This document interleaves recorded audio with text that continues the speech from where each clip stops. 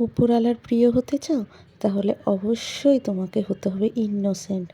আর innocent কারা জানো? তারা হচ্ছে মানুষের শিশু। দেখো, যতক্ষণ না তার মাথায় মানুষ দুষ্টু বুদ্ধি দেয়, জটিল বুদ্ধি দেয়, ততক্ষণ কিন্তু সে ইনোসেন্ট।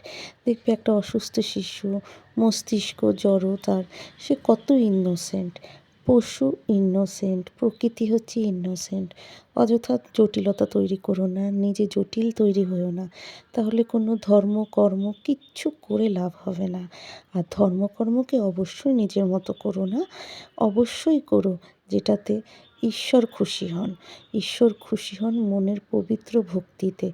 তুমি ধর্মকর্ম নাই জানতে পারো, তুমি তোমার ধর্মীয় পরিচিতি নাই জানতে পারো, তোমার কাছে সেই সব সুযোগ নাই থাকতে পারে ধর্মকর্ম করার, তাও তুমি ঈশ্বরকে খুশি রাখতে পারবে কি করে জানো?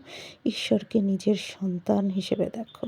আর সন্তান দেখেছো, কত শিশু, একদম সে কিচ্ছু বোঝে না, তাকে যদি তুমি বিষাক্ত জল দাও সে সেটাই তোমার ওপর ভরসা করে খেয়ে নেবে।